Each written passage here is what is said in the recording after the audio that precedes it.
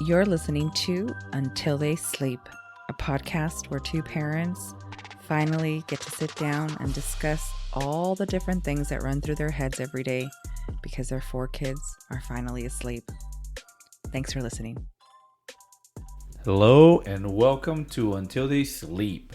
I am your host, Daniel. And I'm Shantelle. Welcome back yet again.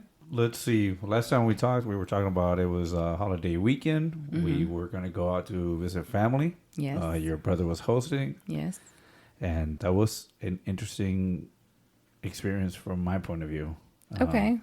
Tell me about it. What was your point? Because we haven't talked about your point of view, really. So what's always like, I always appreciate how close your family is and get-togethers. Mm-hmm. And it made me see your brother through a different eyes because I always see him as, business related and how passionate he is about the things that he likes and how he comes across, how he plans, how he talks and everything. But then something that's simple for us that we're parents or adults of like organizing a family get together. Mm-hmm. I realized that he was like total complete foobar. You had things that you had requested for to happen by the time that we arrived, that you wanted it to go smoothly or would just make everything easier. There was 4 male figures from your side of the family, which was your father, 2 of your brothers, and our oldest son. All there.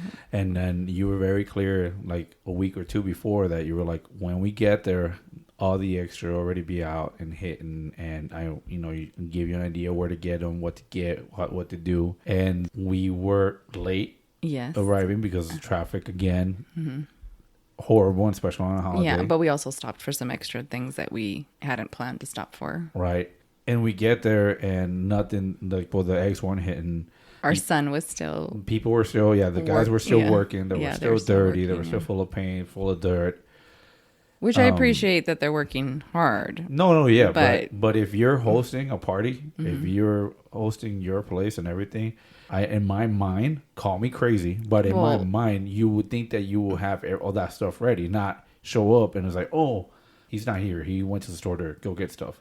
Luckily, he right behind us, and so we're like, okay, let's help him unload. But it was weird greeting people because instead of just greeting people, we were kind of helping unload, and then nothing was quite prepared or clean or ready, and you started sweeping and mopping, and I was kind of like, it's pointless because people are getting here, people are going to walk through it right now, just let it be for now.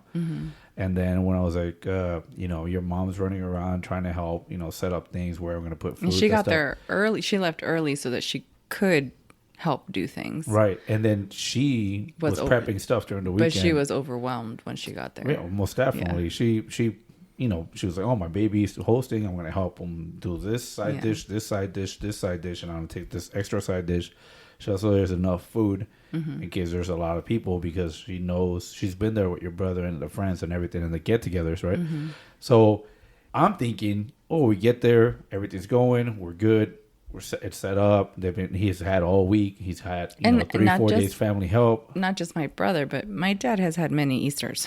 Right. So he knows what it's supposed to happen. Yeah. So, and like you said, we get there. It's not quite. It's not ready. Nothing's ready. Nothing. For me, the thing that made me laugh too was the can opener scenario. Okay. He needed some cans opened, and he couldn't even find his can opener. So he's like asking his assistants and calling them to see if they have it or if they can pick him one on the way there. And so in my brother's defense, and you know this, he's so busy with business that he has professional assistants that help do everything. If everybody knew that there was a family get together and everybody's coming over, why not get the shit ready? Well, I understand, and I guess what I said, my dad has been through many Easter get-togethers, so he definitely should have rolled with it, like as a dad, as like the patriarch of the family, type of thing. But it was still a good time. It was still a good time. I mean, it was little minor things, I guess, but I guess, and this is a point of view of a parent, right? Yeah. So this is your experience and your point of view, outsider looking in, and as a father who likes to entertain, because you do. You came from a family of people who entertain. From a big family, and whereas we didn't come from a family of people who entertain, it's always just us, and we never really made a big deal about get-togethers. Like everybody just gets together and and that's it. There's like, we're talking about my dad and Right. my brothers, right? So very different. Yeah, no, I mean it was still a good time. It was a good. The kids had a great time. He had stuff planned out for the adults too. You know. Yeah, he for the did a adults. money hunt for the adults. Yeah, so I mean it was still good. It was just little things, but you know, like usually family gets together and they're helping out, and you're older, you know, the oldest of the boys of your brothers, the next one after you, like he had it together. He was helping out. He was warming up food. He was doing stuff, right? Yeah. And then, you know, like you said, you know, your mom's in the kitchen also trying to organize stuff, getting together. You're helping with the cleaning. You know, your other brother, our son, and your dad were kind of trying to get cleaned up because people were showing up. So, you know, they had been working. They worked till the last minute trying to get stuff done. Yeah. Yeah, that was understandable, you know. And in a way, I was sitting there watching, and it was like enough people were helping. I didn't want to step on toes. And if I start doing stuff, I'm probably going to be like, I'm going to turn into that uncle that's going to start trash talking but making fun of it. And maybe he ends up being into a lecture. Yeah. And to your brother, and I love your brother. And, you know, he's like a little brother. I see him like a little brother. So I would be that big brother, tough love. Yeah. But he doesn't see me the same way because we're kind of strangers. Like you said, we're kind of not that close. So, and it's his house. So I didn't want to, you know, be an A. Yeah. So it was cool. The kids had a great time. Typical family get together. I try to talk, but I end up sitting there by myself. But the highlight for me was we got news. We got family news. Oh, yes. Yeah. You wanna. It's your blood. Well, we found out there'll be a new family member joining us this year. One of my brothers is expecting, and We got a new baby. it's not us. It's not us. No more. No more for us. No matter how many times people tell us, when are you having number 5? Right, number 5. We're like, we're good. We're good. Yeah, we're good. So that's the news we got while we were there. Yeah, that was awesome. Everybody was excited, and I think I was more excited. I think I was a little too excited. yeah, I think so too, because you love babies. Yeah, but I was just like, I don't know why. I was like really happy for them. Yeah, I'm happy for them too. Yeah. So that was it. I mean, so, but that also made me think, like, you know, and there was more than enough food. Yeah. Oh yeah. We never needed the grill. But we were dying later on that. You and I got some bug, and we don't know if it was from the food or because we haven't eaten this food in such a long time, like these types of foods in such a long time, that maybe it affected us. Like my mom made pasta salad, and she made ambrosia salad. She made potato salad. So all these yummy things, but you and I don't eat these things. No, there was some meat. Yeah. Tiki's barbecue. Yeah, which was better than the last time I had it. I love it. Yeah, I know you do, but I didn't love Dickie's because I've had it before. It wasn't spicy. I wasn't impressed with it. I had a better barbecue before, but this time it was good. I had the brisket. I think that's all I ate was the brisket. I didn't get. Did I get? Oh no, I did get brisket. I didn't know about the ribs though. Yeah, there was a thing. So there was some sausages. I grabbed a little bit. It was like, you know, like it was kind of like appetizer. So I didn't want to overdo it because of there's the other diet. people, yeah. So I was like, well, it's a holiday. F it. I'll just, you know, have some of this stuff. Yeah. Which I had a little bit of the pasta salad and potato salad. So I was like, carbs. Cheated so I big was time. just like, oh yeah. I mean, yeah. I had some of that arroz chaufa, which is a Peruvian rice, which is pretty much equivalent to fried rice. Yeah. But it has a little bit of a different flavor. It's a Peruvian inspired fried rice. Yeah. And then that was it. That messed me up. Messed me up later on at night, but not as bad as you. Oh no, I got it really bad. Yeah, we left and the traffic was horrible. Yeah. It was worse coming home, I think. Yeah. But we took a back road, so that helped out a lot. And then we got home. Everybody was set to go to bed, and you know, most of them. We got home pretty late. Yeah. And a few hours later, we were talking about like, my stomach doesn't feel good and this, and we were like, yeah, me too, and it just felt horrible. You just felt bad, yeah. Yeah. And this is probably TMI. Yeah, no, yeah, TMI. But you know, we felt so bad, and we didn't get to sleep that kids got an extra day vacation, and we got an extra day of not. Well, I did. I'm not going to work. Yeah, because you weren't feeling good. So yeah, that that thing and my other observation, my personal observation as a family member, is that it's always interesting to me when we have a family get together and friends show up, how the family now no longer gets talked to as much. Oh, you guys get excluded, like get neglected. Yeah, exactly, because they're hosting to the friends. And so for me as the eldest sister, I don't usually, I guess when we throw parties and we have family, we really just invite the family. Yeah. And maybe one or two close friends, if that, like birthday parties and stuff like that. Like, yeah, well, like we said, we live kids. pretty far, so I don't expect a lot of people to show up to our things, but I know your family will. Yeah. So there's never really that issue, in the sense of we have other people to entertain. The few times that there's been more people besides family, I think we do a pretty good tag team, like, bouncing from person to person, talking, or trying or to we get like them, so they all get to talk together. Yeah. So, and again, we're older, we're the one with kids, so we really can't connect with my brother's friends. Yeah, and for my upbringing, usually it was like the women would go inside. Yeah. And the man would hang out outside in the grill. Yeah, that's having beers and definitely talking. Definitely not your family. Because the times that we hosted, I'm outside on the grill by myself with the boys, and like by boys I mean my sons, or the kids are playing, running around. But and everyone else. I don't have inside. a lot in common with your brothers. Yeah. Aside from the fact that I'm married to their sister, and I'm the father of their nephews. Yeah. So they usually stick. One of my brothers just try to go out inside with you and hang out with you. You guys having conversations and talk about, I don't know, science, politics. It's true. Your parents. Yeah. Something you saw or heard. I mean, you all. It all turns into a huge conversation of some sort. Yeah, and then I jump in and I'm like the sore thumb that just butted in on the conversation with my, and that this because you have no idea what we were talking about. Yeah, and I'm just different, different opinions. Yeah, but I was trying to be part of the group, but I'm like, nah, I need other people like me, I guess.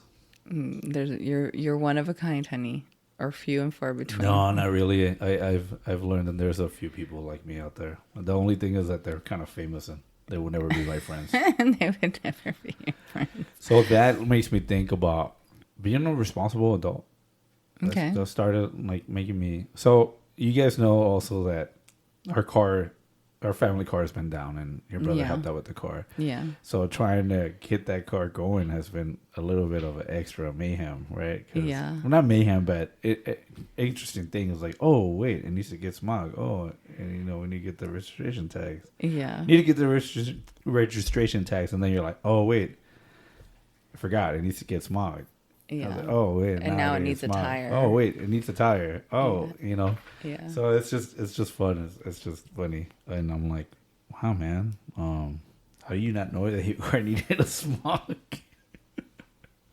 Busy. I told you. He's busy. Super busy, and the car was just. I guess different there. priorities. Different priorities. Definitely. But that's what I mean. It's or just depending too much on other people. That could be it too. You depend on like.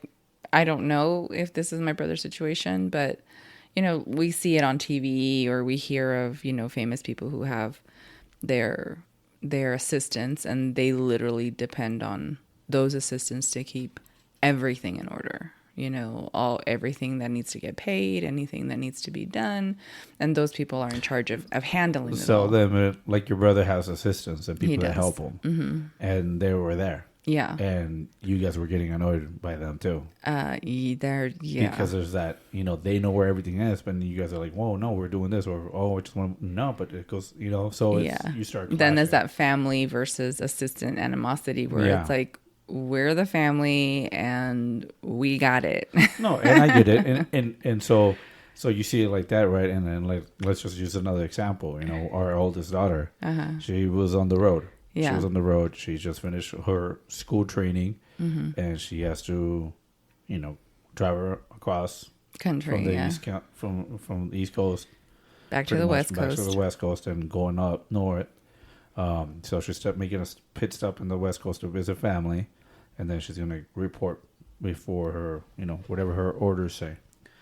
So, I started thinking about it. It's like, well, she's young. Mm-hmm. There's no responsibilities besides just what her work is and what her orders are, right? Because she's pretty much government property, so she has to follow that, or there's consequences. So it's part of like a beginning of learning to become a responsible adult. Yeah. Is it still a continuation about it? But I know that sometimes I laugh about the way that the plannings go, the way things are done. I'm like, no. Yeah, you get frustrated because you're like, why are you doing it that way? Like, and you might not say it to her, but I know you're like, she's frustrates me because she's not listening. Yeah. Well, no, I've given her so much advice and so many things, and even you have, and we've agreed on some of the advice, right? Since the moment she became an adult, then she was doing this journey, and she hasn't listened to one thing. She's like done exactly. I'm sure there's a couple of things she's listened to. Everything that I told her, and we know she's listening to this podcast. So. I love you, sweetie. Yeah, we love you. We love you. But, I was like, it makes me laugh at times. So now I'm at a point where I'm like, I'm not going to say anything, it's like, because she'll do the opposite of whatever I tell her. And she's a grown up now. So and now honestly, it's one of those. Becoming a responsible adult, honestly, takes becoming a parent.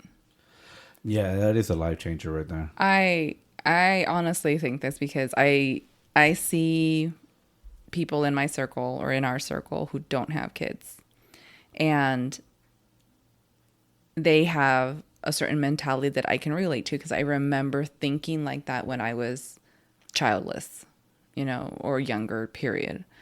And now that I'm a parent and we're 4 in, that's 23 years. I mean, well, no, let's see. It's going to be 19 years of being parents. That's a long time, and everything changes. So that whole laissez-faire, wherever the wind takes me or whatever I feel like doing, it all completely changes once you have the responsibility of another life. Hands, right? Mm-hmm. Yeah, that is true. Well, I think it should change for some people. Yeah, but in my personal opinion, it should change. Right. Because there's people who think, why should my life change? I'm still more important than that child. Yeah. And I don't agree with that. And this goes back to what we had talked about before, right? Being that selfish person that you're the priority, like me and me. It's all about me. And then there's the world seems to be full of more of those people. Yeah, and then they have the children, and it's kind of like, they're a burden. But like, how are they a burden? Like, what did you have so planned that this child is preventing that, like getting drunk and going out to a club and partying, or just helping mold this person and loving this person, right? So having that fun with that person. And sometimes, even when you're a parent, right, you still want to be able to do that every now and then. You just want that outlet. I think it's more like sometimes for me, from my point of view, I don't think it's ever been like that. It's more of I would like to have a moment to be a grown up, like with you, like have a grown up conversation. That's what this go is out on for. a date. Yeah. For me, I don't care about the partying or the drinking, or not even since day one. But I think it's because we also got that out of our system. I don't think I ever did. I think I tried it, but that's what I mean. I was not a very good person. I know. I was really messing up my life. I was headed pretty much nowhere. But that's what I mean is that we both had that age. Yeah. Where we went to clubs and maybe we drank more than we should and made some really bad decisions. But I still drank even afterward. But I'm saying it's different though. You're not as an adult, as a responsible parent, responsible adult and a parent, you're not getting drunk every night. No, there's things that change, right? Like you said, for a lot of parents, right? So I remember before becoming a parent. Like like you said, you go out, you drink, I got on fights. I acted you got on fights, yeah. And now bar fights. Yeah, and now, well, I mean, you see the back of my head every time I shave it. Yeah, he's got a nice bottle scar on the top of his head. But something happened recently in my life where there was an altercation. And the old me would have destroyed, would have jumped out the walls, would have been straight out. Like, I'm not taking Donkey disrespect. Kong? Yeah. Hulk smash. Yeah. Right? Somebody put hands on me. Usually there was no thinking. There's like straight out, I'm going to punch you. I'm going to beat you till I can't, I'm going to make you regret Till it. the cops come. Yeah. Probably, yeah, until somebody stops me, right? Stupid young mentality or whatever, But now that happened, and I'm like, what do I risk losing if I do this? And it's all in a matter of milliseconds. It's like, so what? It happened.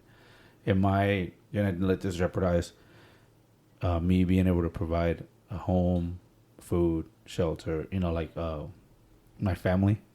Because it's going to strain it. Yeah. What if I end up getting arrested? What if I end up, having charges and going to court? And now that's just adding more to our plate that we really don't need. There was no way in hell that I would have ever thought like that before. Yeah. And at the same time, you could have definitely pressed charges against that person for what they did. Yeah. And now, whenever you see that person, it's all a little weird. Oh, no, most definitely. I mean, there's that, like I said, there's that part of me that's, I'm going to stomp him.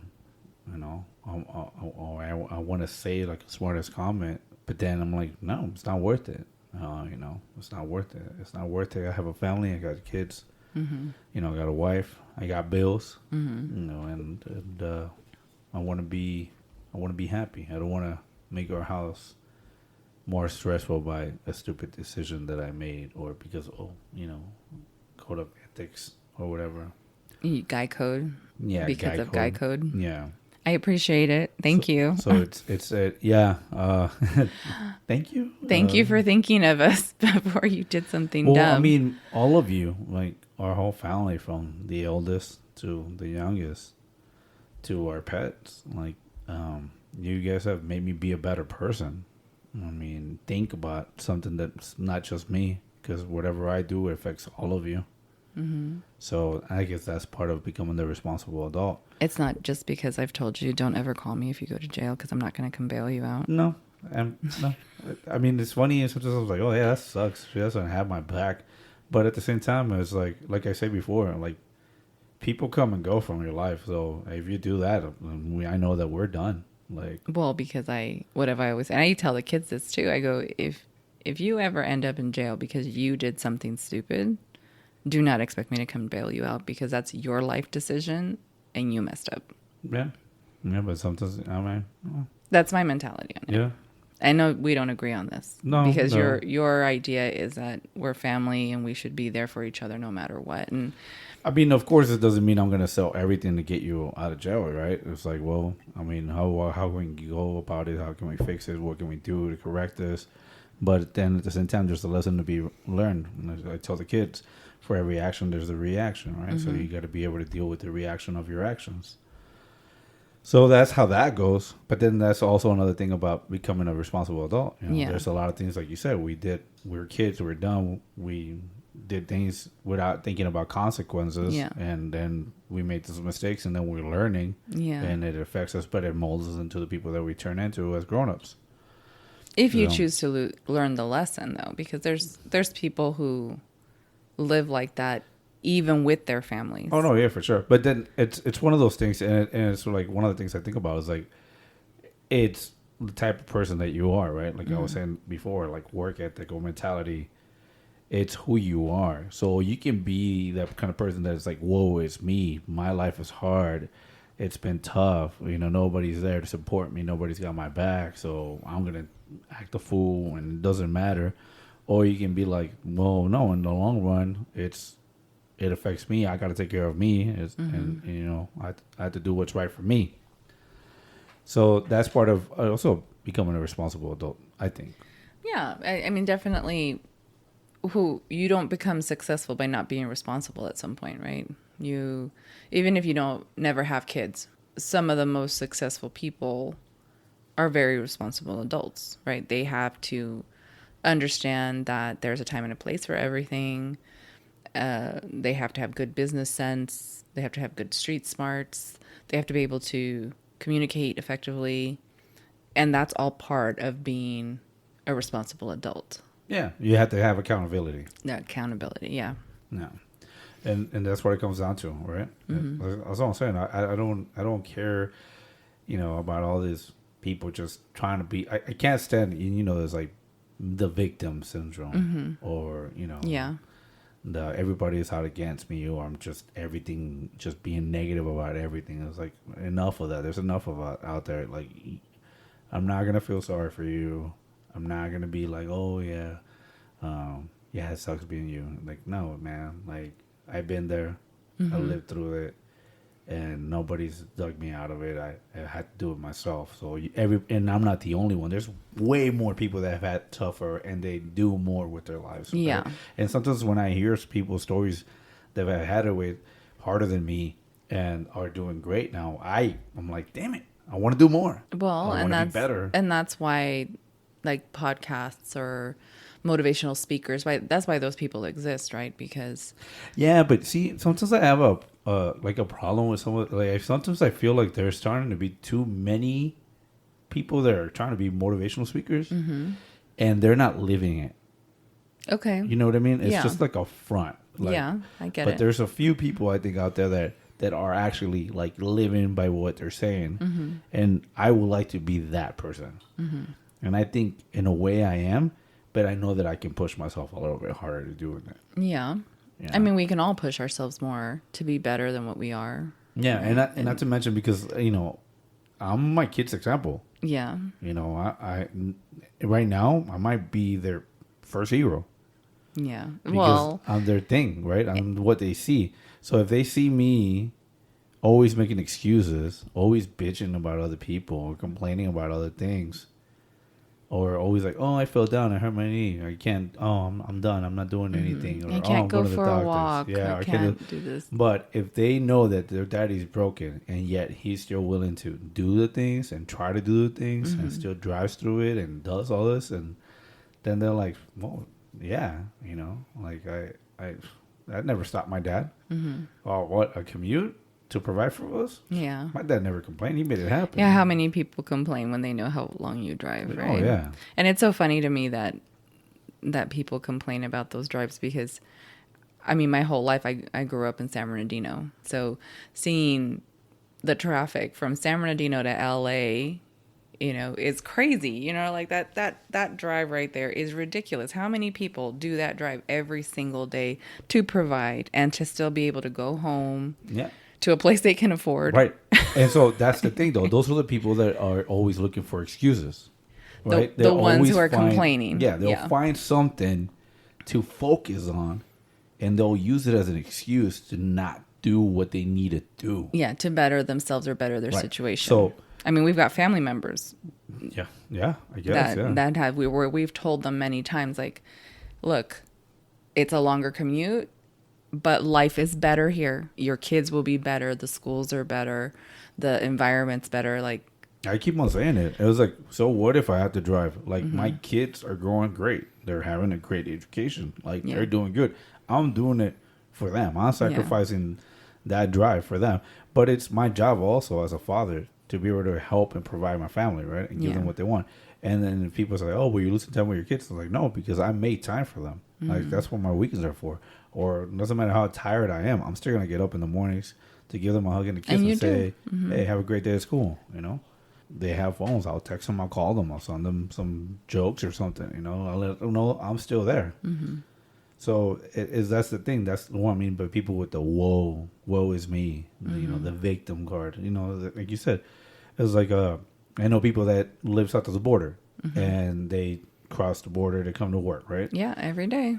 And I'm like, tell me on average, how long does it take you to get from your house to work? Oh, well, it's 15, 30 minutes. Like, no. It's 15 to 30 minutes probably with no traffic from the border here. So don't tell me it's that much. How long from the house that you're in, when you walk out, get on the car, wait in line, even if you have that fast pass or the Sentry card, you're still going to wait, especially in the morning.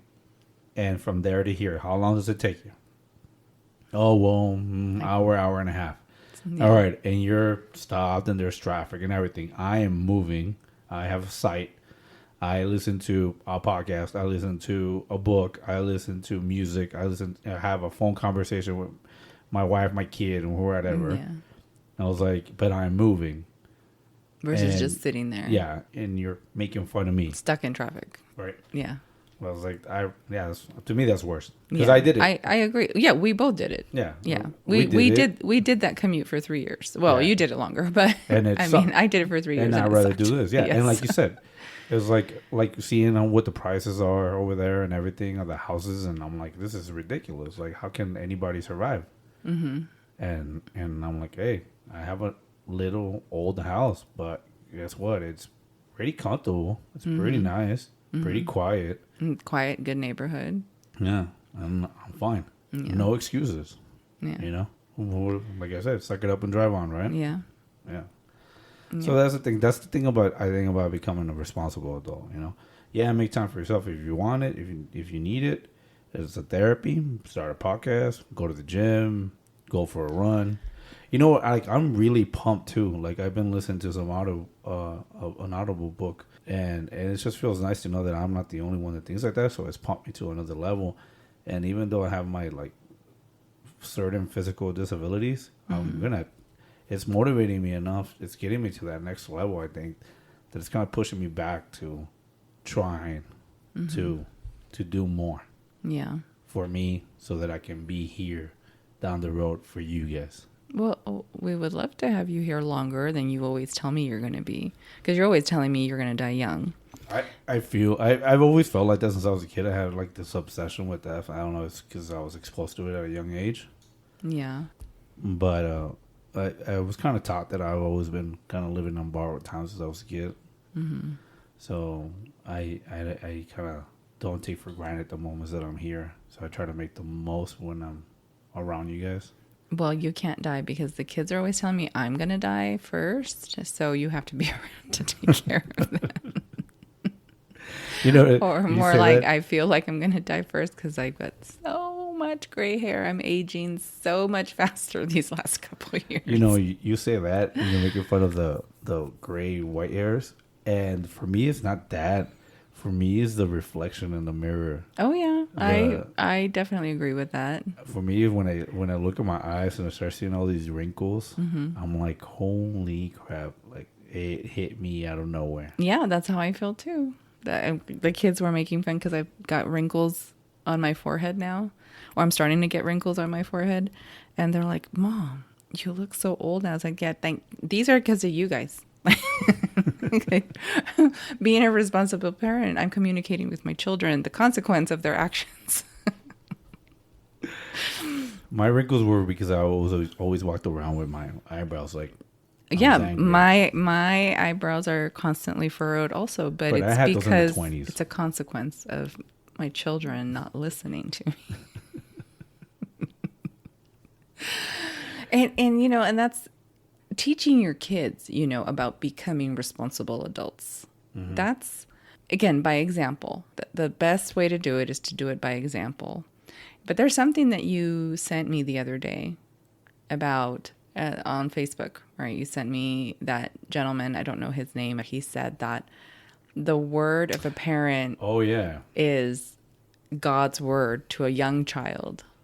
But to a teenager, parents are just dumb and don't know anything until they turn 24 again, and then all of a sudden parents are smart again.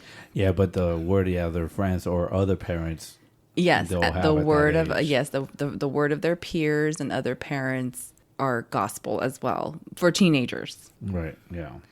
And there was a reason for that, and I actually kind of liked the trying to see if I remember what it was. So basically this gentleman was saying that on an anthropological level, the reason that this happens is because at that age range, so when kids become teenagers, they are anthropologically ready to move away from the tribe, physically, emotionally, mentally. Men are supposed to go out hunting. They're supposed to go prove that they're men now. They're starting to get married at this age, and they move away from the tribe. He said because to avoid inbreeding, right, within the 150 people within a tribe. Young ladies, I don't think he touches on young ladies, but just from my understanding of young women in history, they're getting married off at this age. They're becoming the property of somebody else, and they're no longer have to listen to their parents, right? They're becoming their own mothers. They're becoming their own homemakers. So this gentleman was saying that it's normal for your kid to think you're dumb when they're a teenager, because it's just the genetic code of being a human. This is how we're made. And so it's normal. But this gentleman also says, as parents, we should then surround ourselves with adults that we trust, because these kids, as teenagers, will also trust the word of another parent versus ours. Yeah. And it was Dave Asprey. He's the author of the book of Smarter, Not Harder. Okay. I don't know. Yeah. So I don't know his name. Yeah, he wrote that book. And he just popped up on my feed. And I thought it was interesting because for a few days, like, the whole family get together with your side of the family, driving, being sick, thinking about that, like becoming a responsible adult, thinking about the situation that I was in, thinking about the relationship I had with my father and the relationship I had with my oldest son. I've even brought it up to one of my friends at work that I know he has a teenager that's becoming a young adult, and I was asking him if he's going through the same thing, because I just feel like my son and me don't have that relationship I always dreamed I was going to have with my son, my firstborn boy. Mm-hmm. And so that was kind of fitting to see that video. And it makes sense, like you're saying, about being the example for your children, right? Mm-hmm. So I try to be a good example for them. I try to show them that, I suck it up and I drive on and I make things happen. Mm-hmm. And you're there for them. And I'm there for them. And it just feels like I'm losing something between my son and me. Like there's something missing there. No matter how hard I try, he was away for the whole week and I was trying to reach out and have a conversation with him. And his answers are so short, so cold, so disconnected. Mm-hmm. And it's frustrating because that's not the relationship I wanted with my son. And that's not you either. Like, that's not your personality. You're very communicative. You like to talk. Yeah. Obviously, we have a podcast. No, but like my father was never there. Like he was partially there. Like I said, financially he was there. He was forced to be responsible with me. But I missed a lot of things that he had with my siblings. Yeah. But we had a different relationship. With the time that we had a relationship, it was a good one. But he was also a good example of what a good provider was. About what hard worker. Yeah, what hard work is. Like he taught me that.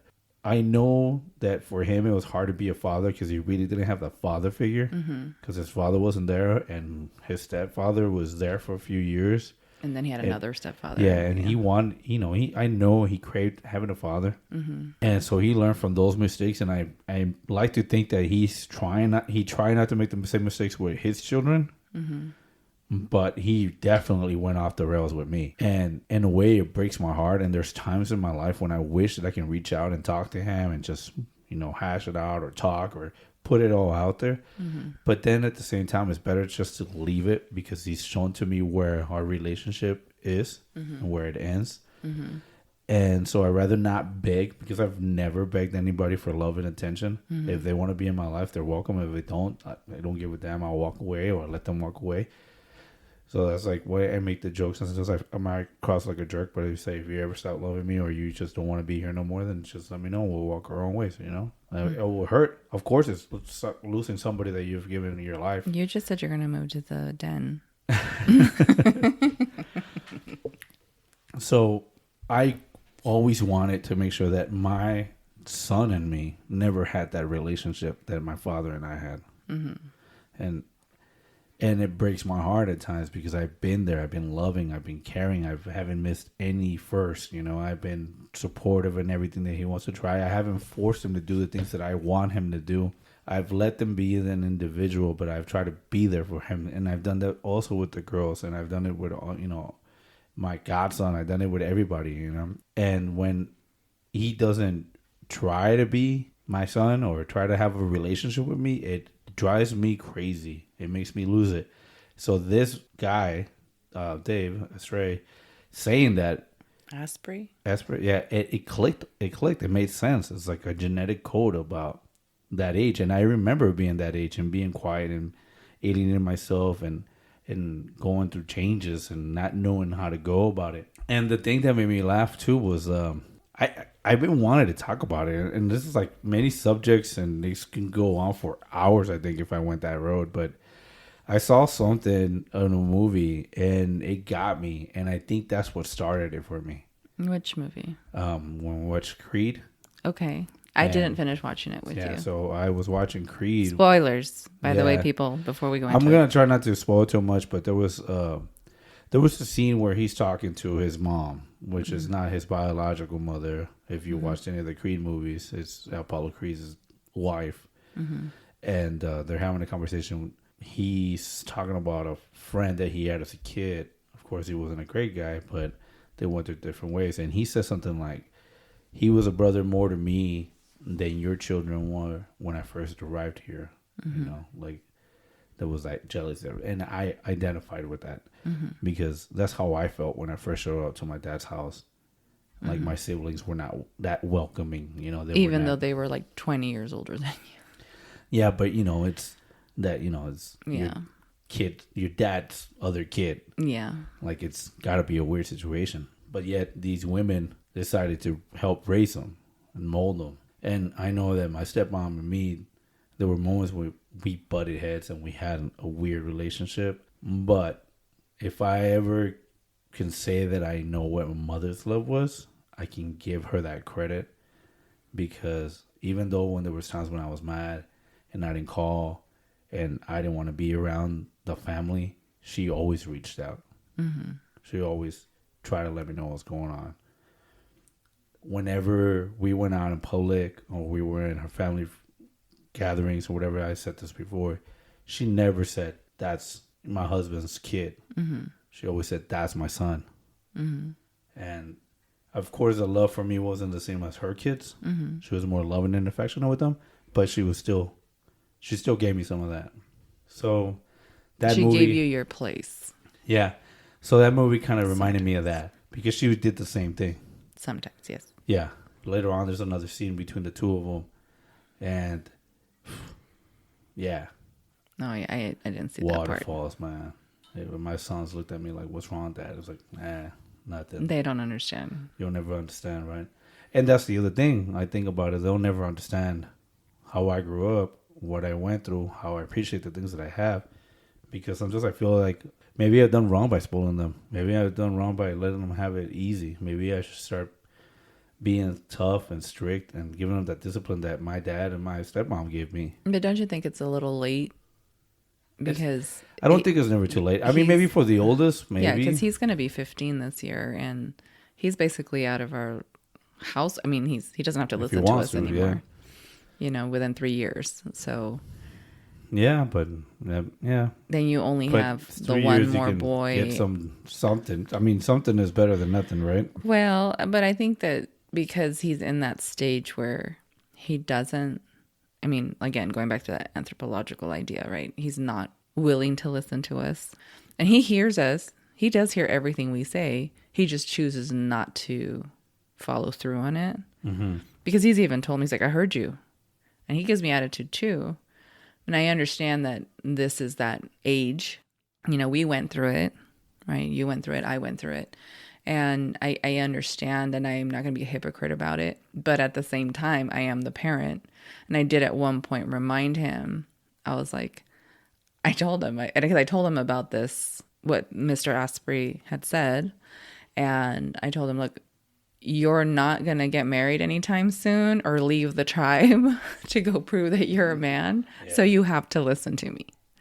It's like, you can't ignore me. You can't not listen to me. I'm your mother. And you have to listen to me and not give me any lip about it.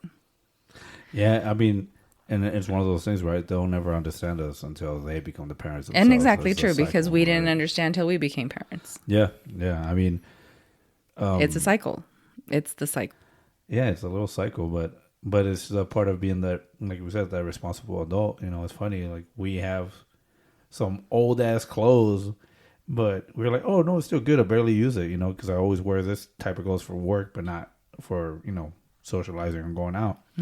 But I'm always like, what do you guys need? You need stuff for school? Okay, let's go get it. Yeah, Oh, you that's need true. shoes? Let's Our go kids get it. come first. Like, You you know, always get mad at me because oh, there's I have certain a- things I won't buy for Yeah, myself. But I have a mouth infection. Oh, my mouth is killing me. That's all right. I'll suck it up. But you know what? You I'm need just to gonna go to the gargle doctor. some Yeah. hydrogen peroxide. Yeah, there you go. Yeah, I'm gonna take you to the doctor. Oh, you fell down. You okay? Let's go get you some X-rays. You know, like it's that priority thing changes, right? Yeah, because it's not about you anymore. Yeah, I mean, I have a car that I cannot let go of. I've had it for years, and it's been parked since the day my son entered this world.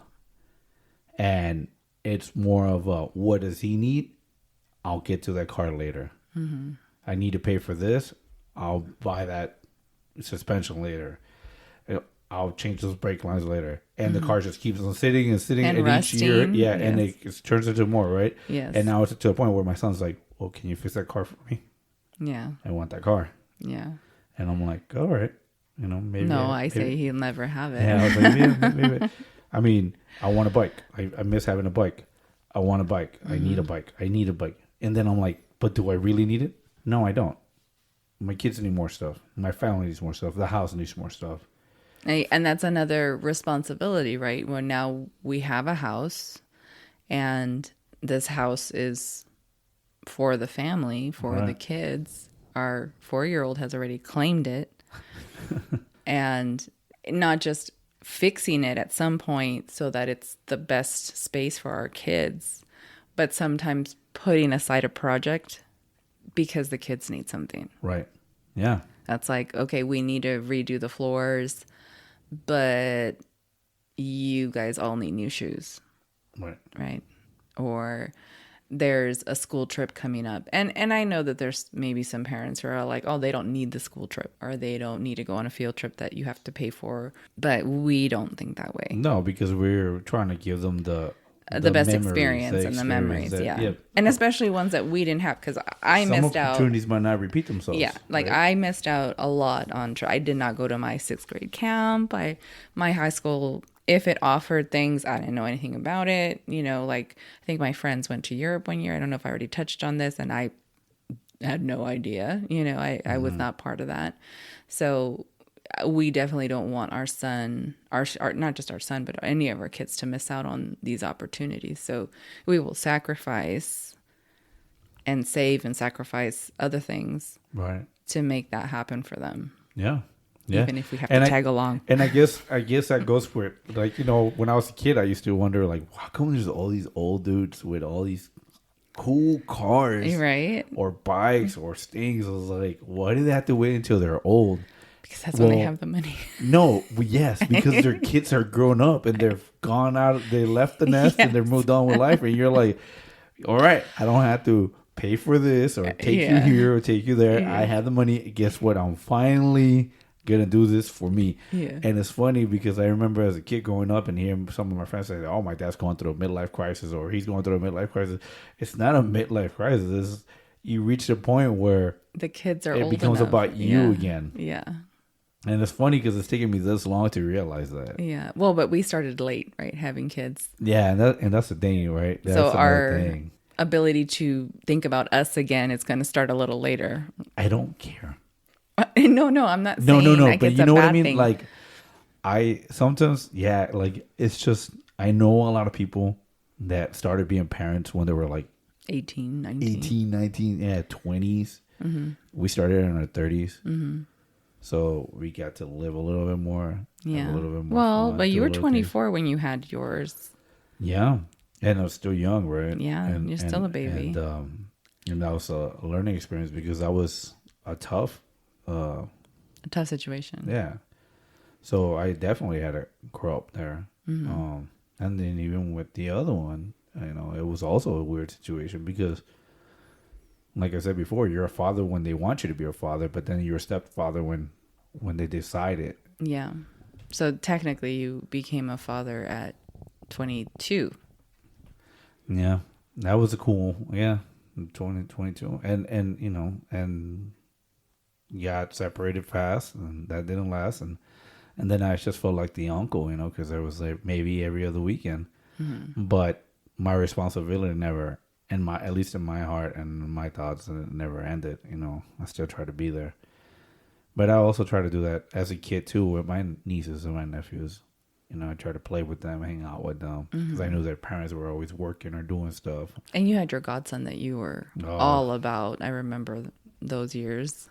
Yeah, that's right. My godson. Technically, that was like my first kid. So I was 18, 19. Mm-hmm. My brother had a kid at a young age. And I was learning fast. So I wanted, you know, I was spoiling him, having fun, trying to do things with him. Mm-hmm. But, you know, he's another one that grew up and went his own way and forgot all about me too. You know, I try to reach out and be there, but again, it happens. He's young, and he's a grown up now. So he's a young adult and doing his thing, just like the eldest. She's a young adult doing her thing. It's part of life. I guess they don't have children to be responsible for. They're only responsible for themselves.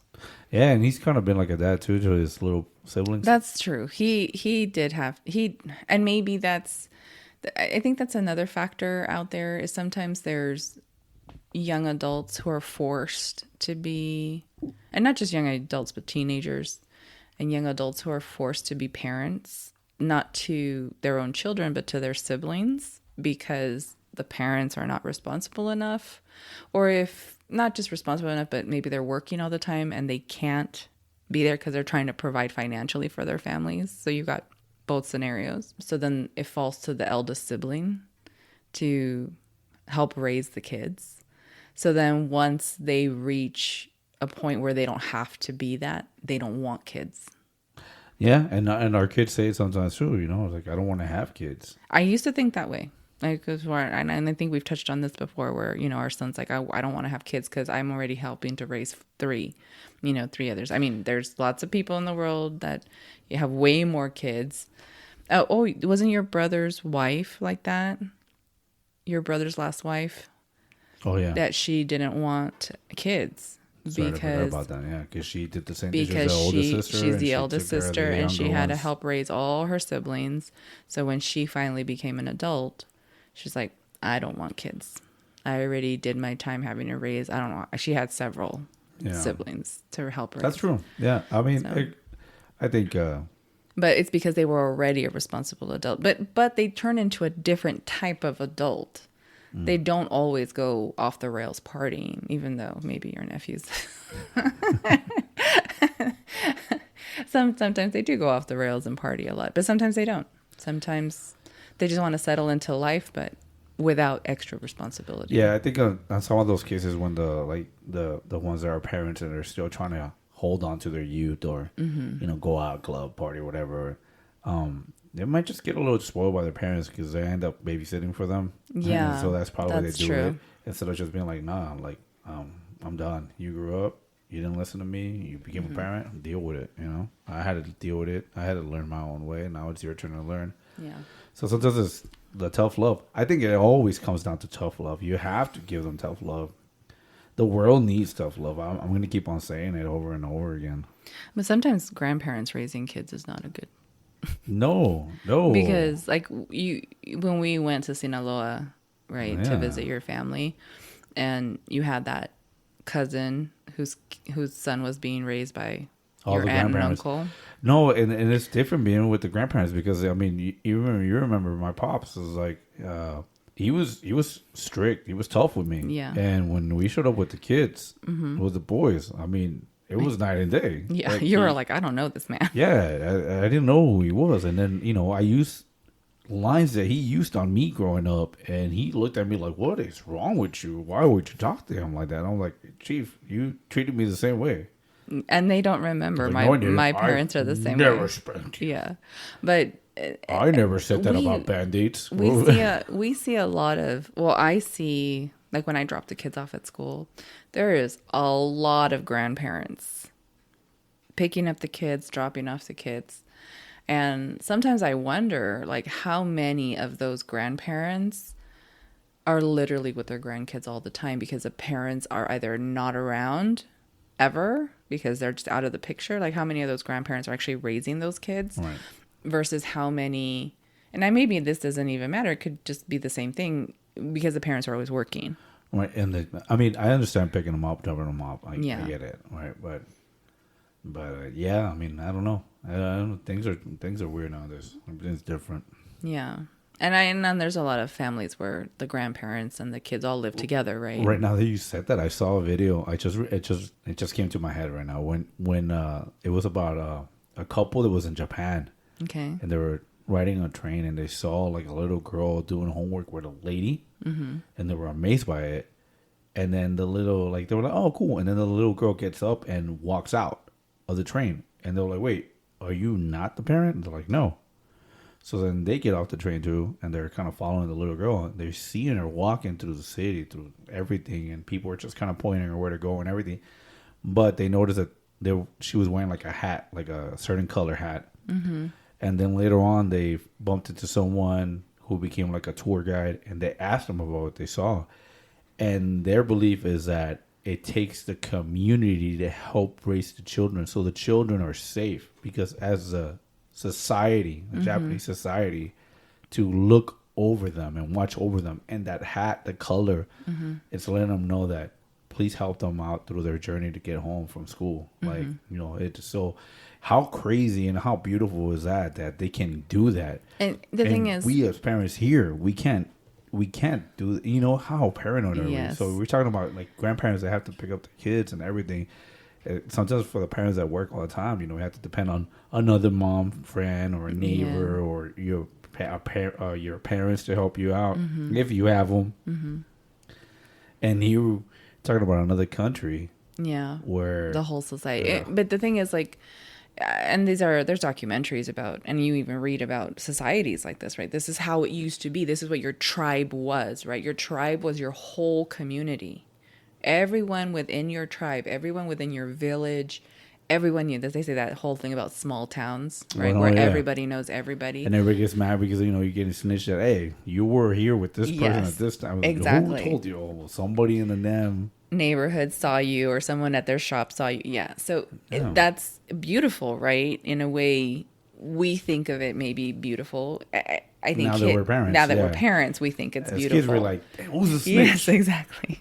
We think it's beautiful as parents that people have that, or that still exists in some places, but it's very rare, and definitely not in where we live, right? And we don't have a circle of parents, you know, that we go, hey, I have one mom but she works and her husband works, you know, type of thing. So it's one of those things, and they know that I work and that you work, so it makes it hard in that sense, to be able to be like, hey, by any chance, and this mom friend, she actually did the other day ask me, hey, are you going to be picking up the kids? And then she let me know that she was on her way to work and that her husband didn't get out till a certain time, and if I could just hang out with her son until her husband got there, because she knows that our eldest gets out of school later.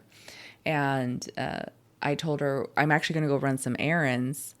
I'm happy to take him with us. It's not a problem. And she's like, no, I don't want to impose. It's perfectly fine. He can wait. But I was completely okay taking him with us. Yeah, so it wouldn't have been an imposition, because this is what friends are for, right? Yeah. It was supposed to be able to. So you just ended up hanging out. No, I didn't. She told me to just go about my business, and that just waited. I didn't even know where he was, because she didn't tell him to come out. Like, our kids were already in the car with me, and I hung out for like 10 more minutes waiting to see if he showed up, or if she told him, you know, go with your friend's mom. Nothing. She's like, no, it's perfectly okay. He's fine waiting. Yeah, I'm like, okay. So I left. Okay. But the thing is, it's only one person. You know what I mean? This is what I'm saying, is there's not a big circle. And I know it's because we work, right? And it's the same thing for her. I'm the only mom friend she has at that school for the same reason, because we all work. But we've also known each other longer, right? We knew each other our kids have known each other for a long time. Yeah, right? they've grown up together. Yeah, the last several years together. So that we can't just go to our neighbor, right, and be like, hey, I need to go run some errands. My mom's not feeling good. Can I leave the kids with you? Like, we don't have that. But I don't know about you, but for me, always my babysitter after school was the door locked. The door locked? Well... It was like you got home, you had your own key, you carried it on your neck, or maybe it was like... I didn't have that. My mom was always home. You go inside and then you lock everything and you just watch your TV. But it's illegal. I know we're not where you were growing up, but... No, I'm talking about... Here. Yeah. No, but I'm saying I don't even think it was illegal back then for kids to be home alone at that age. Yeah. It was just don't go outside, now. Don't play, don't get your arm broken or your leg broken or your don't get hurt while I'm gone. Oh, and it's just go inside, eat, lock yourself. There's tuna, there's peanut butter, there's jelly, have a snack. And there's kids who still live like that. Yeah. And it got to a point where I was like, I would just get home, lock up myself, and sometimes I would start getting even dinner ready. I remember I was just help out, I always see what's going on, and I was like, all right, what do you guys want to do? I think we're just super paranoid too, though. Like, we don't trust people. It's because, it was crazy, but I think it's so much crazier now. And I think it's because it's so much more people in this world than there was back then. Yeah. And not to say crazy stuff didn't happen back then, because I listen to way too much murder mystery stuff. So I know that even back in the 70s and 80s, well, yeah, no matter if you had a small town, crazy stuff happens, always, right? Yeah. But it's definitely just now with all the trafficking of children and organs and sex trafficking and everything, it's a bigger business now than it was before. I think. Yeah.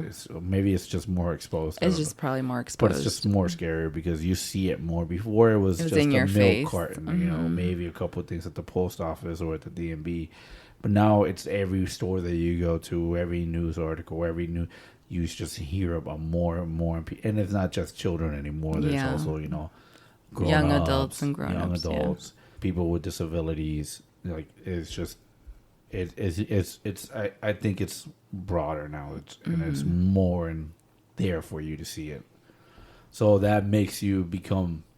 Now, is this part of being irresponsible? Are we responsible parents by not trusting our friends and neighbors, or are we irresponsible? No, it's because we're teaching our children distrust. It's just like I said, the world's crazy. We've known people, we've trusted people. Yes, I know. And then we hear stories about them. Yeah. And then we're like, oh my goodness. And we find out they end up in jail for things that we and, never imagined. Right? Yeah. Yeah. And that's when you start kind of losing faith in humanity. Yeah. You're like, there was no way that I expected, that. Like, what do you mean that person that we've hung out with how many times and our children have been around how many times was doing that to somebody else's kid, or it's just, and makes you lose faith in even your circle. Yeah. I don't think we've hung out with that group of people. I think since that happened, right? It just ruined everything. It ruined everything. I think it ruined the trust for the whole group. Yeah. Right. Yeah. It all came and that's what makes it so hard. So I guess we protect our children because we believe we're being responsible parents. And then it's our job to protect them. And then that's why so many parents homeschool. Right? Yeah. Many parents homeschool. But it's funny though, because have you ever noticed lately, and this is another thing about being a responsible adult now, like the school systems are kind of defective nowadays. Like everything's wrong now. Like everything's different. There's lack of communication. And the kids are smarter when they're homeschooled. Because there's so many subjects, so many things that just are not allowed to be covered anymore or get banned. Yeah. And then the schools are only allowed to do so much. So you can have a dysfunctional kid who just has issues and anger and is, they have affecting IEPs. Their classmates. Yeah, they're called IEPs. And the teachers can only do so much also. Yeah.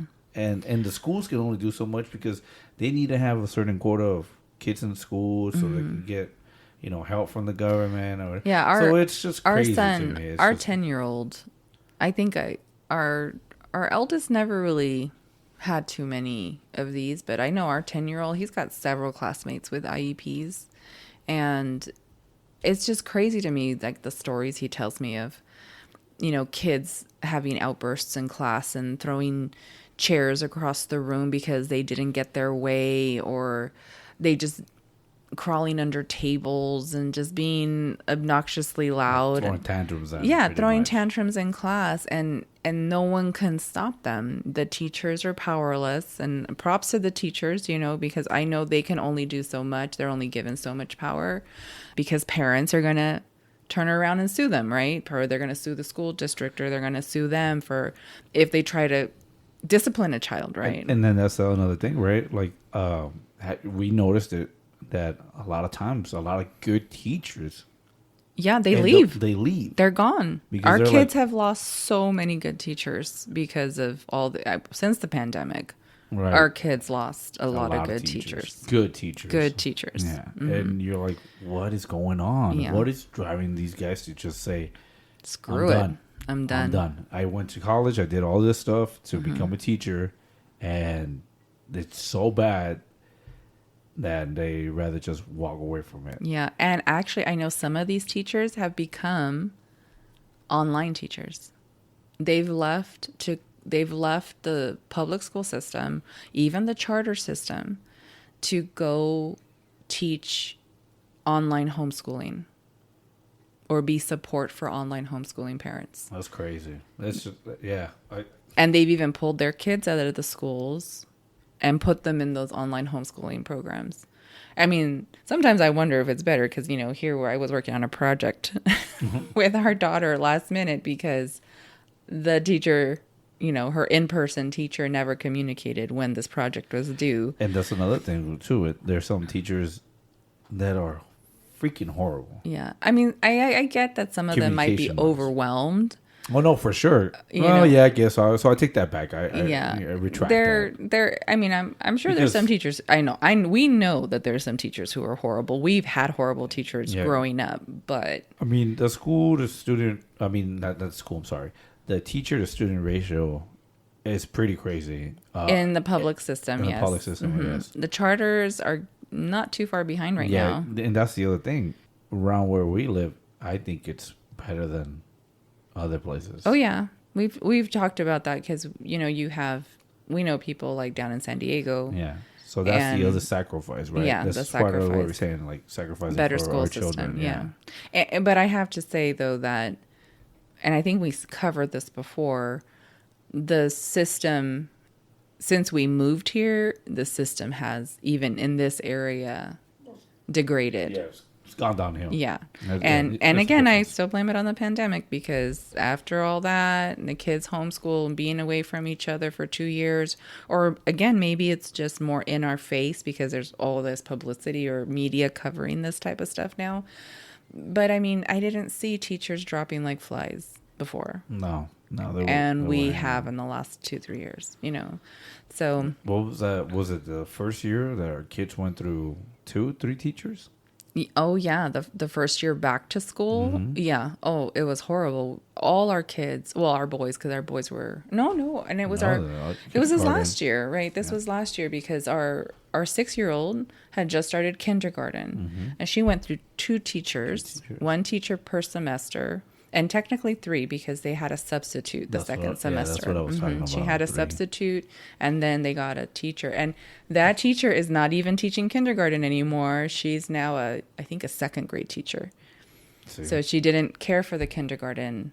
Like, she didn't want to stick to that. She ended up moving. I mean, she's still with the school, but she moved to a different grade level. Yeah. And then, our boys, though, they lost almost all their teachers. No. And that was one hard. Teacher covering for like 2 or 3 classes, And they were pulling in administration to come and cover. We saw with the sports too, they all of a sudden they had no coaches, and the art teacher was covering for football or basketball. Or, they were like, okay, the drama teacher was covering for all these different sports. It's crazy. Yeah, it was just crazy. It's super crazy time, and I think this whole thing messed up kids, it messed up families, it messed up this whole idea of being a responsible parent, because parents were forced now to be with their kids. and it didn't work out so good for some families.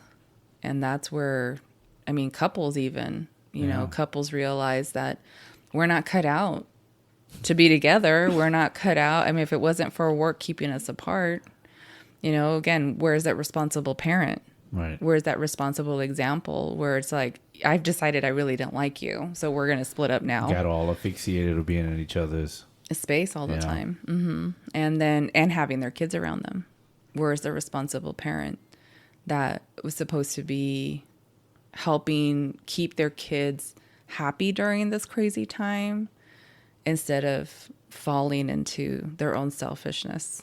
So it was hard. It's crazy. It was hard. Yeah. But we're trying to be responsible and teach our kids, right? Lead by example. Lead by example. Be the good role models. Yeah. We work hard, but we do try to make time for them. That's my thing. I mean, I had to make them know that they matter to us, that we love them and that we're here for them and that we will always make time for them. May it be having a family movie night or playing the game board or going for a walk like we did. Mm-hmm. You know, it's just spending some quality time together. Even today was nice because I decided we went for a walk as a family. Mm-hmm. We took our dogs and went for a little walk and something I say we're supposed to do every day. But and it's hard. You know, we're a big family and our schedules are conflicting. But we did it today. I actually wasn't going to go on it, but once I saw that everybody was getting ready, I was like, no, I need to do this too. Mm-hmm. And it was nice. It was cool. And we got home, and I was like, you know what? While we're at it, let me start cleaning my car. You know, mm-hmm. it's pretty dirty. And you know what? While I'm at it, let me clean the other car. Mm-hmm. And then it was nice that all the kids were like, can I help you do this? Can I help you do that? And it became a family thing. Yeah, mm-hmm. they were like, well, it's work getting done, but we're doing it together. Yeah, and it was nice. You know, everybody seemed to kind of. It's kind of a nice way to end the day because we'd already had dinner and everything. Yeah. So yeah, it was. So those moments, I hope they go a long way down the road when they become adults and they remember that my parents always made time. My parents always try to do things with us, fun or productive. Yeah, well, I'm always teaching them stuff. I made the other night, it was Friday night, I made the kids watch Singing in the Rain with me. Mm-hmm. And we also watched Chitty Chitty Bang Bang. And then before that, I threw in some education. Thank you. For what? For watching them when I'm not around. I love classical films. And the kids like music, and we like musicals, so I figured the girls like to pretend they're tap dancers, right? So what better way than to show them Singing in the Rain? And the girls went and put on their shoes. They were over here trying to tap dance. Yes, it's not Fred Astaire. It's not a Fred Astaire? No, it's not a Fred Astaire movie. And they were over here trying to tap, and you're going to look it up. And they were over here tap dancing or trying to tap dance. And I also put on some educational TV shows. One about... I'm sorry, Gene Kelly. Gene Kelly, yes, not Fred Astaire. And the educational programs were about finance because that's like something I want the kids to learn is how to be financially responsible because we struggle with that. You know, we were never taught to be financially responsible growing up, or at least I wasn't. And so sometimes I think as adults, many adults struggle with that because they just never learned how to be financially responsible. Oh, no, I wish I would have learned that when I was a kid. So many things, right? Yeah, my lesson from my old man was credit is everything. That was it. Yeah. That was all he told me. That's all he told you. Well, and then so I found these shows and they covered finance. Some finance topics for kids, and so we watched some of those, and then they had some history, like I don't remember what it's called, but it's kind of like slime on their hands and pies in their face, and if they get the answer wrong and stuff, kind of like reminded me of Nickelodeon. Mm-hmm. And what's that show called? Double Dare? I don't remember. I think it was Double Dare. It was a double. I don't remember the name. People got slimed if they got it wrong. Something like that, but not to a huge scale. But the kids were so entertained And, you know, watching, like, one of them was a set of twin sisters, and we only watched like 2 episodes, and they were so entertained watching these kids get their hands and their arms covered in goo, you know, like, or squid and worms and spaghetti and all these different gross stuff, blue cheese. And but at the same time, they were learning. And even our 10-year-old was like, oh, well, what about debt? Like, what's debt? And I'm like, oh, I'm glad you asked, because like that's what this is about. And they went through the whole explanation of what debt is. So in a way, they ended up learning some things that they will learn make them responsible adults. Yes, exactly. About being a responsible adult. They're learning. And I'm glad I found these programs, because now that's going to be like my go-to when I want them to have something educational. Or if they have a question, maybe one of these programs or one of these episodes has an answer for them that I don't know how to explain. So where did you find this program? PragerU. What is that? I don't know. PragerU. It sounds familiar. They were on Instagram a lot, but it was Double Dare when I was talking about. It was Double Dare. Yeah. Funnily enough, Double Dare. Yeah, I remember that show because I remember watching it as a kid when I would get home from school, and that thing was around from 86 to 87, 90 to 93. And then in the year 2000 and 2018 too. So they try to bring it back a whole bunch of different times. Yeah. Oh, so PragerU. So the money one is called Cash Course, and the other one was Guess or Mess. The Guess or Mess one was the one that was having them rolling. It's educational and stuff like that. But PragerU, I mean, they're an online element, and they teach just an app, huh? They teach things that we value, you know, financial responsibility, working hard, family life, and things like that. So I decided to try it and look at it. Awesome. Yeah, that's good. That's good. I might have to check it out. Well, it's also like Tuttle Twins. It's kind of like Tuttle Twins. You know Tuttle Twins. Yep. Yeah. So they had an episode of Tuttle Twins too. Like Tuttle Twins. They love Tuttle Twins. Well, anything else you'd like to add to becoming responsible adults? I'm sure I'll think of something when we're done, but always happens. Yeah. I wish I'd said this. I wish I'd said that. And I guess we could I should have answered with this. I should have said this. I should have followed with that. And we always say, oh, we could just do an add-on, but at the end. Sometimes I feel like some of our subjects, we have to wrap them up really fast when we could keep on going for like a couple of hours. Because, like this, I'm sure we could keep going. I mean, where are we at on time? I'm sure it's already at like... Oh, yeah. We're way over. Way over? Yeah. It's a good thing I edit. I don't care. I enjoy... I mean, the conversations might be interesting to someone, and you know...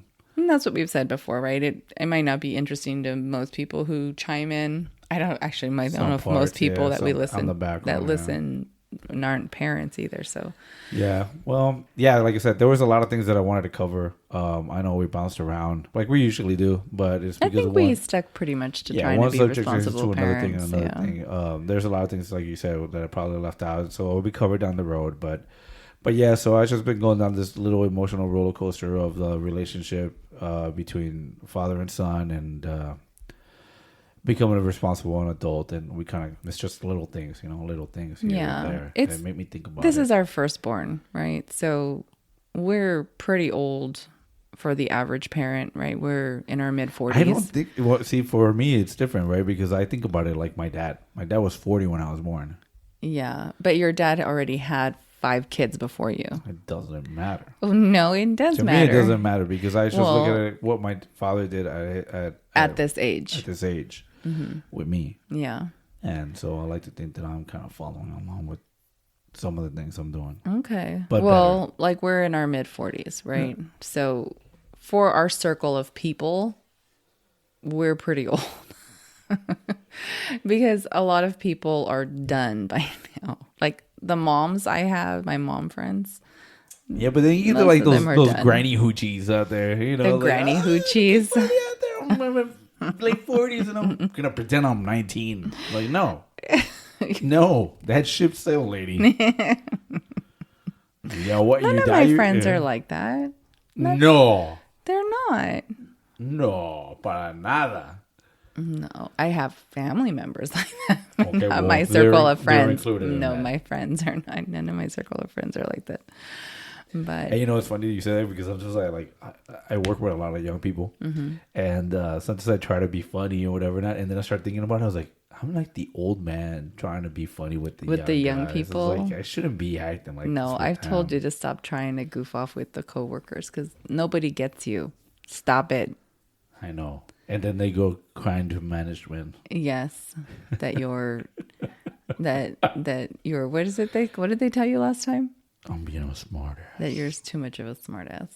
I mean, then they shouldn't talk to you. That is true. But aren't they smartasses too? Yes.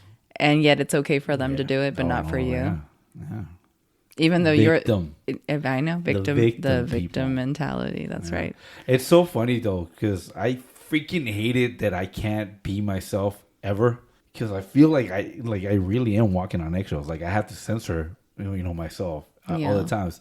People can say what they want, make their stupid comments and their smart ass remarks and everything around me, and I'm supposed to be kind of neutral or just But it's because of your position. But then the moment that I say something jokingly, and then later on their feelings got hurt and they want to try to get me in trouble or whatever, like I find it funny. Well, just remember, you're at work to work, not to make friends. That's true. And that's true. I mean, and there's lots of people who, you're there to work. You're not there to make friends. Yeah, so you keep your opinions to yourself. Yeah. Keep your bitching to yourself. Keep your fucking crying to yourself. But you can't say that. Exactly. It's like, keep it to yourself. Be a big boy. Put on your pants and do your job. Put on your big boy pants. And that's that, Oh, that was disgusting. What was that? I was drinking some water with black walnut and iodine. Ugh, that's gross. Iodine. She still does it, see? She lives it. She's not just talking about it. Not talking about it. Well, she actually lives it. I had a ear issue, right? Like my ears were clogged. Oh, I didn't talk about that. No, you didn't. I'm going to have to cut some other stuff out to include this. But I had an ear issue. I went deaf for like 5 days. Yeah. Because my ears got super clogged. Yeah, I felt like I was on my dad's side of the family because you were so loud. I couldn't hear. I liked it because the kids could be loud and it wasn't really bothering me. I was like, it's kind of nice. And the kids are like talking to me like, guys, I really can't hear you guys. I'm not joking. I don't hear you guys. And I was afraid it was like whatever my mom had, where she had gone deaf in one ear a few months back. Right. But hers turned into like a full on bad infection. And anyways, that's right. She did have an infection. She had a really bad infection. And all I did was I called my doctor, made an appointment. They got me in the next day, and they're like, nope, you just need an ear wash. On that note, long time ago when we were still dating, we were living together, but we went to the doctor because you had this issue. Yeah, so this happens to me every few years. And, well, many years. But. Many years, yeah. And so I don't know why you wanted to be there, but I was allowed to go in there with you. And they're like, I remember the nurse was like, "Oh, you just need to get your ear washed," and blah blah blah. And they're like, "Oh, all right, cool." And they grabbed like this bucket and this special nozzle thing, and they like started washing your ear. And I was like, "Oh,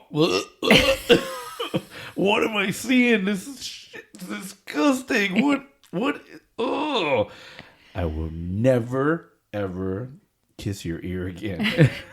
I don't like my ear. I don't like my ear being kissed. No, I know you don't. But I was like, the crap that came out of my ears. Man.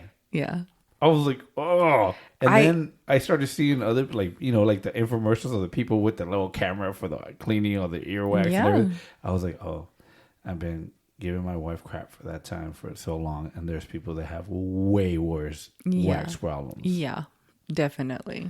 And I saw this new machine, which is funny, right before this happened, like right around when you were doing this, and I was like, "Oh, she needs that machine," because I saw a video about this machine that it's like the ear goes on like this drum thing, and it's full of water, and then it just starts jetting and it disappears, but then when it comes back out, it cleans out the ear, but it's clear, so you can see all that gunk. The water went from clear to like grayish, and all this red and orange wax just.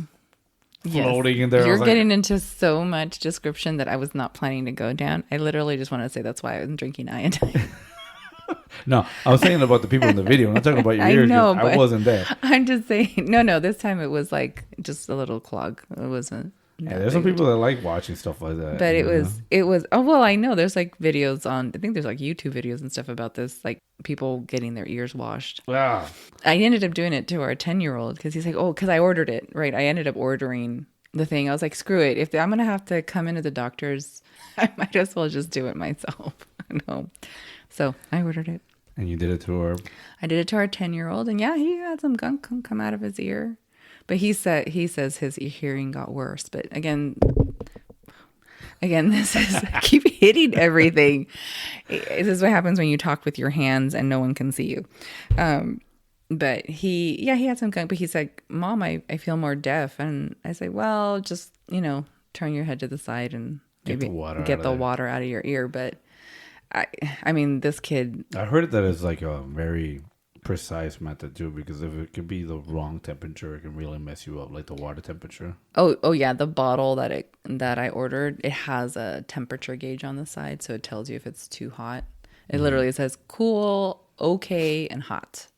Oh, okay. Yeah. All right. So it has a thermometer. So what's the okay range? It doesn't say the temperature. It just tells you okay. Color. Oh, okay. Yeah. It just says okay in blue. And then, you can put it in. So it's always good if you have like the little John symptom. Yeah. But I'm drinking the iodine because I was afraid that it was turning into an ear infection. And that's why I had started drinking the iodine. What? And headphones also create extra wax in your ears. What? Why are you saying it? Okay. What? Yeah. So people who use like the earbuds. Oh, no. Believe me, I know. Yeah, I know. Like the 20-year-old, right? She uses hearing aids, right? And her hearing aids are disgusting. Like how many times? Oh yeah. Like there we go again. Did it again.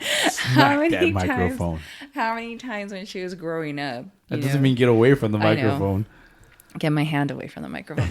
How many times when she was growing up, like her hearing aids were gross, like. Yeah. So gross. And that's just that wax buildup from having things in your ear. Oh no, like this past week I wore my earbuds, which I haven't used in a long time, and yeah, afterwards I was like, I feel like I really need to clean my ears. Yeah. And that's what the doctor was telling me, is that it's like they've seen so many people come in just for an ear wash because everyone's using earbuds now. The whole earbud thing in your ear. And she was like, it's the worst thing. She was very adamant. It's like the worst thing people can do is have earbuds because of the wax that it's creating in your ear, and it doesn't allow your ear. I've always liked what we have, the over the ear. Yeah, we have headphones. over the ears. Yeah, I always liked it. I remember for the longest time people used to make fun of me because like, oh, what are you, a DJ? But I remember way back when there was the CD pod track thingies, and you used to put them on. It came with these headphones, and I just loved the bass that it gave out. The sound. It was better than putting on those earbuds. I don't remember earbuds. I've never liked earbuds. I don't like earbuds. So it's the podcast's fault. Well, it's a good thing I bought the system to clean my ears. Sounds like it's going to be a solo show from now on. Somebody's ready to quit. I'm not ready to quit. I'm not excusing nothing. Raspberry.